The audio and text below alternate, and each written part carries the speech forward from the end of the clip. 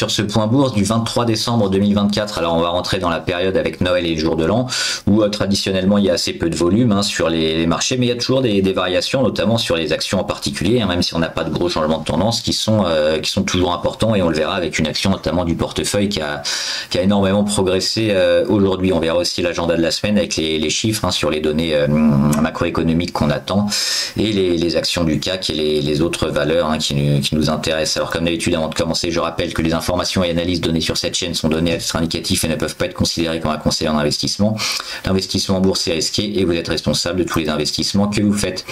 Au niveau des chiffres, on a eu le PIB au niveau des Britanniques qui est revenu un peu moins bien qu'attendu et que précédemment, notamment en mensuel, hein, pas de progression. C'est sur les chiffres du troisième trimestre, et en annuel hein, on est à 0,9, on attendait 1%, donc on voit que la croissance est quand même toujours très très faible hein, sur le continent européen par rapport aux États-Unis, et aussi à d'autres secteurs comme l'Inde particulièrement, qui fonctionnent toujours un peu mieux. Confiance consommateur également qui est tombée aux États-Unis, là aussi on espérait un peu mieux que précédemment, on était à 111, on espérait 112 et on finit à 104.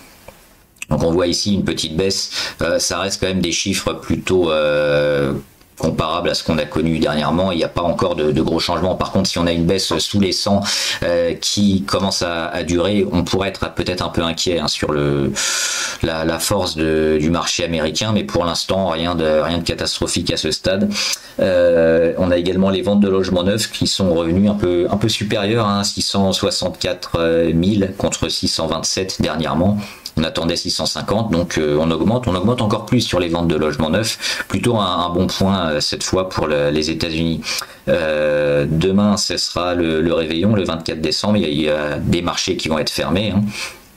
Notamment en France, on fermera à 14h. Aux États-Unis, à 13h, heure locale, ça doit faire 19h à heure de Paris.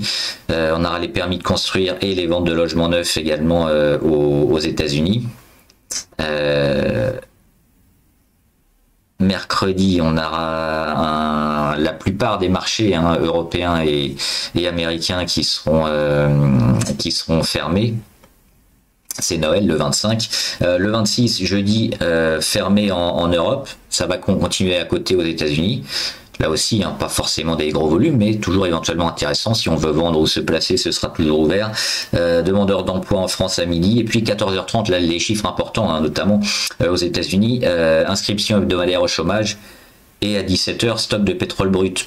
Ça, c'est toujours important pour voir un peu la demande et la force du marché de l'emploi américain. Et enfin, vendredi, en fin de semaine, pas trop de données. On a surtout l'IPC, hein, l'indice des prix à la consommation, qui permet de mesurer l'inflation au Japon. C'est à peu près tout. Qu'est-ce qu'on peut voir sur les marchés étrangers, notamment en Chine, statu quo hein, sur le CSI 300 ou le Dow Jones Shanghai, c'est pareil, ça bouge pas depuis plusieurs semaines, même quasiment 2 mois. Donc on attend toujours hein, les chiffres, surtout l'impact de la relance du plan de relance chinois. On est toujours un peu dans l'expectative, mais on s'attend quand même plutôt à des bonnes nouvelles.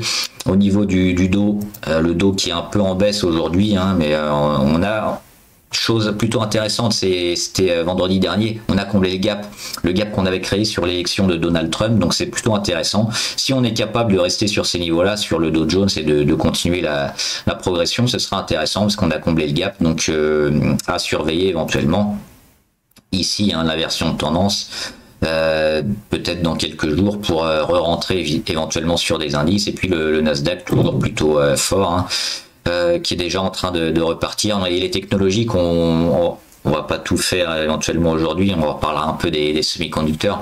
Il y a BE Semiconducteurs qui marche bien. Alors ASML, alors c'est pas aux États-Unis, c'est à Amsterdam, mais ASML et Holding et International sont plutôt bien orientés hein, aussi, même s'il y a une petite baisse aujourd'hui sur ces dernières semaines. Donc on voit un peu tout le secteur semi, tout le secteur tech toujours très fort, et Nvidia également. Donc la tech américaine est toujours plutôt intéressante à surveiller. Et enfin, le CAC 40 qui fait rien, moins 0,03. Donc on se stabilise hein, sur le CAC. Le rallye de Noël qui peine à aller sur les niveaux qu'on espérait. Alors toujours hein, le rallye de fin d'année, c'est pas complètement cuit. Hein. On vise éventuellement les 7007, cette zone-là. Pour l'instant, ça manque un peu de peps, ça manque de catalyseur. On verra hein, sur une annonce éventuellement qui peut relancer tout. C'est un peu neutre et c'est toujours moyen sur les marchés européens. Il faut plutôt choisir bien ses valeurs et les valeurs assez porteuses ou les valeurs décotées. Sinon, c'est plutôt toujours le secteur américain où on va être gagnant hein, ces prochaines semaines, ces prochains mois, a priori. C'est toujours le marché à privilégier. On va regarder quand même les grosses variations sur le CAC 40.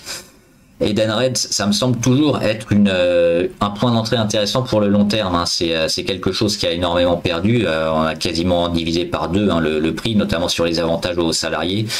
Et puis finalement, hein, le cours, toutes les mauvaises nouvelles ont été pricées, à savoir les plafonnement de commission, les éventuelles aussi amendes, parce qu'il y a eu des fraudes, enfin une enquête pour fraude en Italie, notamment sur une filiale d'Edenred. On cotait à près de 60, on cote à 30 maintenant, donc on a divisé le cours par deux. Il y a toujours un marché plutôt intéressant et qui devrait performer. Et on a eu aussi le problème hein, du gouvernement qui devait renouveler les avantages aux salariés pour éventuellement les courses de tous les jours et pas seulement les restaurants, hein, pour les tickets restaurants. Mais même sans ça, c'est quand même plutôt un marché qui est amené à se développer. Donc sur ces points-là, ça se surveille pour du long terme sur Edenred.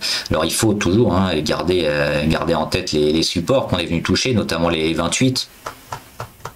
Est venu toucher, on rebondit. Si on revient sur les 28 qu'on commence à baisser, il faudra peut-être oublier, mais sinon ça reste quand même toujours plutôt intéressant dans une optique long terme. Ça va mettre du temps à revenir, mais les fondamentaux sont plutôt là. Eurofin, je suis toujours assez négatif, j'ai pas assez de bonnes nouvelles sur cette valeur-là, qui continue de se faire un peu défoncer quand même, et qui pour moi mériterait même de se faire sortir du CAC 40. On verra. Mais il y a beaucoup de valeurs santé qui sont intéressantes et Eurofin pourtant qui est au CAC 40 hein, ne donne pas trop de gages de confiance et de sécurité pour le moment, donc c'est un peu spéculatif pour moi malgré le fait qu'elle soit quand même au CAC 40, plutôt éviter Eurofin. Et au niveau de ce qui ne fonctionne pas trop aujourd'hui, Téléperformance. Alors là, sur Téléperformance, on revient assez proche d'un support. C'était le plus bas du mois de mars, donc éventuellement plutôt surveiller ce rebond. C'était un peu le scénario qu'on avait ici avec le retour hein, sur les 77, on l'avait noté ici cet été. Et enfin le rebond. Alors malheureusement c'est toujours l'IA hein, et l'implémentation des solutions d'intelligence artificielle pour baisser le coût notamment sur les employés, ce qu'a fait Salesforce, et qui n'arrive pas à faire Téléperformance pour le moment, parce que le jour où elle y arrive, forcément ça va réduire ses coûts, ça va augmenter sa productivité, mais pour l'instant c'est plutôt les concurrents qui en profitent, et Téléperformance ils ont du mal. Là aussi hein, la valorisation elle est au tapis, on était à 377, on est à 80, donc on a perdu énormément. La valeur a quand même pas trop de... Au niveau des fondamentaux, c'est pas catastrophique. Par contre, la visibilité, elle est un peu, elle est pas très claire. C'est pour ça que les investisseurs peinent à revenir sur Téléperformance. Ce qu'il faudrait, c'est sur les chiffres, notamment de fin d'année, rassurer tout le monde avec des données intéressantes. Et c'est ça, je pense, qu'il faut attendre sur Téléperformance. Renault, toujours plutôt favorable. Hein. On avait parlé du rapprochement entre Nissan et Honda. Et comme Renault possède des parts hein, chez Nissan, ça avait fait monter le titre. C'est toujours un des rares constructeurs auto à privilégier. On est venu combler le gap. Hop, il n'existe plus, le gap des 47,22. Donc maintenant, toujours plutôt jouer, hein, toujours la dynamique pour aller jouer les 50-55. Et après commencer éventuellement à monter des stops ou à sortir, parce que c'est pas sûr hein, que Renault quand même performe avec la concurrence chinoise toujours plutôt intéressante et qui bénéficie de subventions. Je voulais faire également les matières premières avant de voir quelques actions. Alors le Brent, il se passe rien, hein, ça fait des semaines, on le voit ici, on a une petite congestion et finalement bah, on sort pas trop vers le haut, on sort pas vers le bas non plus, on est à 72 hein, sur le pétrole. Donc rien à faire, pas réellement de changement de tendance sur une demande qui montrerait, qui nous indiquerait que la croissance va revenir ou au contraire qu'on est vraiment en récession. Donc statu quo sur le Brent. L'or c'est un peu la même chose, il se passe pas grand chose, hein. Toujours plutôt haussier sur l'or, là on est en phase un peu de reprise de souffle, mais pour moi ça reste haussier hein, sur le moyen long terme. On va regarder l'argent aussi. L'argent c'est intéressant parce que on avait cette oblique là et à chaque fois qu'on y est revenu c'est des zones de rachat. On le voit ici, octobre 2024, ça a été racheté. On revient sur cette oblique. Novembre 2024, c'est racheté. Et là, on y revient aussi. Ça coïncide avec la moyenne à 200. Au mois de décembre, c'est en train d'être racheté. Donc, c'est ces zones-là qu'il faut éventuellement jouer, surveiller, acheter. Si elle casse, attention. Mais sinon, on peut toujours jouer la continuation de la tendance qui est plutôt favorable hein, sur l'argent. Moi, c'est quelque chose que je vois comme ça, toujours plutôt haussier sur l'argent, si on tient évidemment les 28, 75 environ hein, sur l'argent. Et l'uranium, on est plutôt pas mal aussi pour rentrer éventuellement sur une optique long terme, parce qu'on sait que l'uranium, il y a beaucoup de nouvelles constructions de centrales. L'uranium est assez demandé. Et là, on est plutôt sur un point bas. Et on l'avait noté ici, hein, c'est un peu l'idée de la congestion qui va durer quelques mois. Et là, on est plutôt dans le bas de la figure. Ça me semble plutôt favorable hein, pour investir. Alors, le vrai signal, on ne l'a pas tellement encore sur du très court terme. On l'aura peut-être dans quelques jours, d'ici la fin de semaine, sur un début de rebond de l'uranium. Mais en gros, on joue ces niveaux-là hein, sur l'uranium. Donc c'est maintenant, je pense qu'il faut rentrer pour jouer le retournement long terme sur l'uranium. Et puis on va regarder hein, quelques valeurs, notamment qui ont bien fonctionné. On en a parlé souvent ici de Vision Group. Vision Group, c'est l'ex-SES Imagotag. C'est eux qui font les étiquettes électroniques notamment qui permettent de gérer les stocks et d'optimiser un peu les ventes pour les supermarchés. Ils ont décroché plein de contrats, dont notamment un avec Walmart. Et justement aujourd'hui, on a eu l'annonce de l'extension de ce contrat. Hein. On avait environ 500 magasins, on en a maintenant plus de 4500. Donc là aussi, un chiffre d'affaires qui va exploser sur Walmart, sur Vision Group, pardon, grâce à Walmart. Et on l'avait dit, hein, la valorisation de Vision Group elle est certainement bien plus élevée et autour des 200 voire plus que les 200 euros. C'était une valeur extrêmement décotée qui était notamment accusée par Muddy Waters, un fonds activiste de fraude, et ça avait rien donné. Donc c'était plutôt intéressant de jouer ça à la fois à la décote et le fait qu'on ait des contrats qui arrivent et qui sont en train de faire changer de dimension Vision Group. Dernièrement, on avait quand même des gros indices, hein, notamment ici mercredi dernier avec les volumes énorme et ça n'a pas arrêté. Puis aujourd'hui on prend plus 13%, on monte même quasiment à plus 20% en cours de journée. Toujours favorable, je pense qu'il faut rester encore sur Vision Group parce qu'elle continue de se développer, elle continue d'avoir des contrats de plus en plus importants et tout le monde commence à prendre hein, les étiquettes électroniques de ce groupe. Donc certainement un beau début d'année 2025 à suivre avec Vision Group.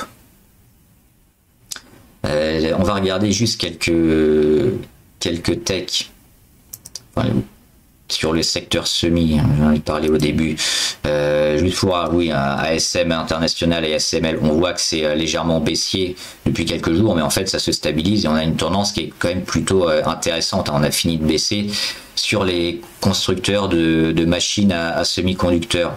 Et sur BE semi-conducteur, là, c'est impressionnant. On fait que monter. On a fait un petit gap et depuis, on attaque la moyenne à 200.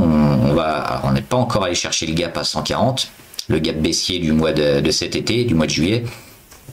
Mais ça nous montre quand même la force hein, du secteur tech et semi-conducteur. Et je voulais aussi voir Taiwan semi-conducteur, un des plus gros.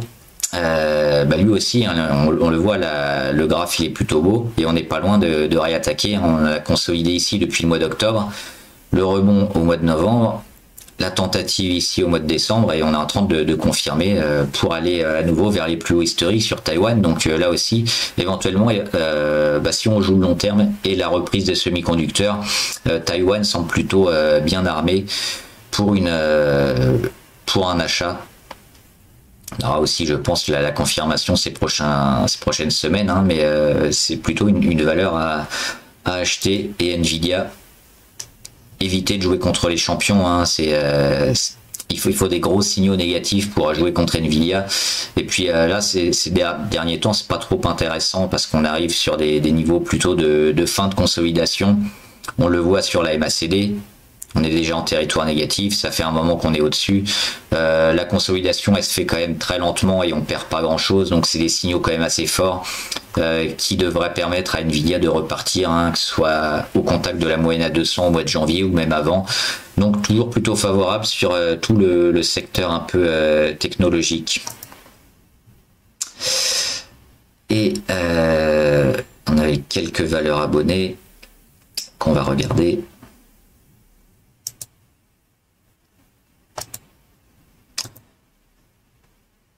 Avec Assystem. Assystem, oui, ils ont bien progressé. Alors, c'est plutôt dans une optique moyen-long terme, hein, Assystem, parce qu'on va jouer aussi la reprise des certifications et puis elle a une partie aussi qui est assez importante sur l'énergie nucléaire, donc on a besoin d'Assystem, hein, pour les certifications. Et c'est aussi une valeur qui a été assez décotée, peut-être un peu trop. On est revenu ici sur le support des 36. On le voit qui était assez marqué, hein, notamment début 2023, été 2023 et fin d'année 2023. À chaque fois, hein, on a buté, on est revenu et quand on l'a passé, on l'a bien dépassé. Donc oui, c'est des niveaux qu'on quasiment fait réagir. On a passé juste quelques jours en dessous et on le voit, toute cette zone-là, hein, c'est plutôt quelque chose à acheter. Pour jouer le long terme, là aussi, ça peut zigzaguer assez longtemps. C'est pour ça qu'on va pas se précipiter si on est dans une optique court terme.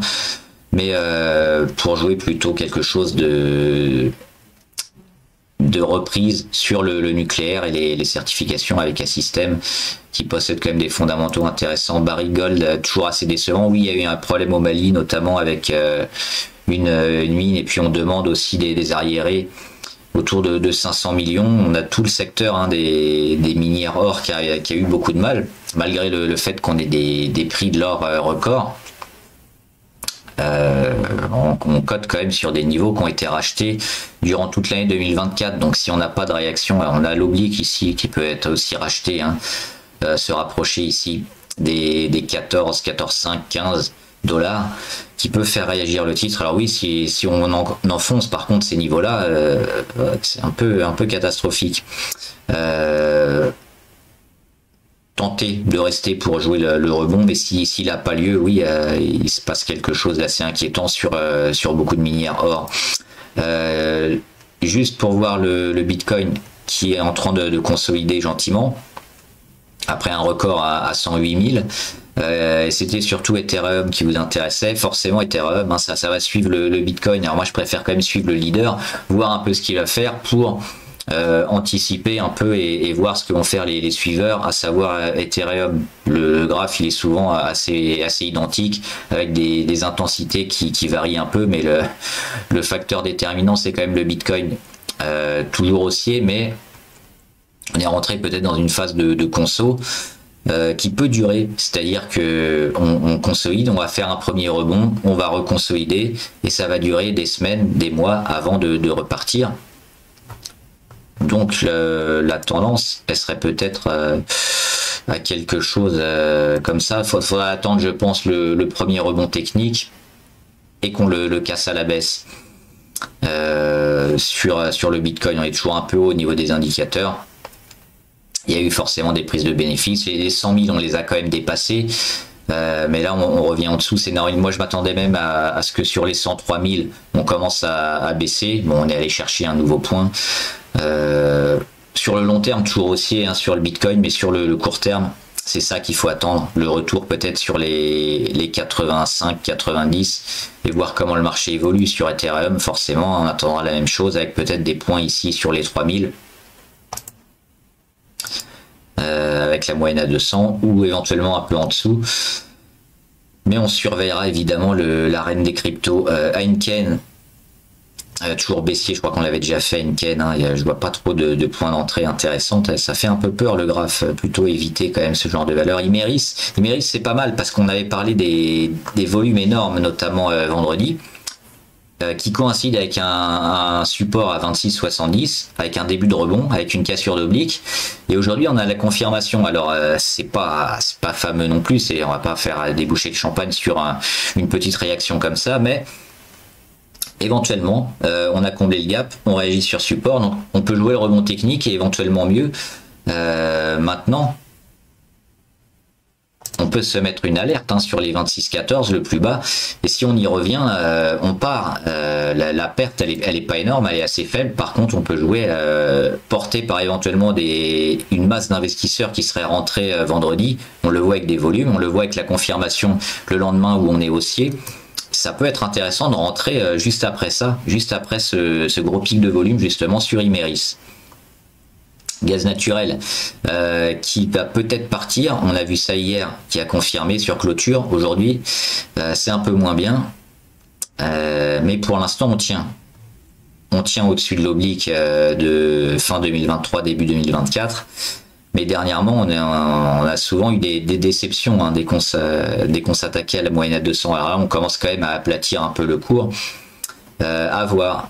Ça demande encore pas mal de chandeliers, je pense. NFL Biosciences, moi je reste, hein, c'est une petite ligne, donc j'attends vraiment l'explosion au-delà des 3, sur le sevrage tabagique notamment.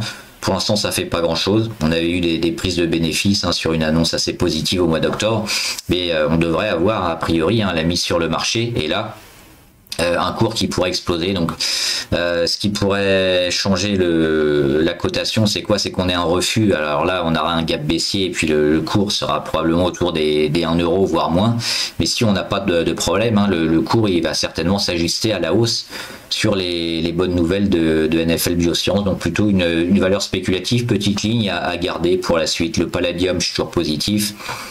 On revient sur des niveaux ici énormément joués, énormément rachetés, avec déjà les rebonds techniques et la phase un peu de retournement long terme sur le palladium qui est fortement corrélé à la croissance et surtout au marché automobile.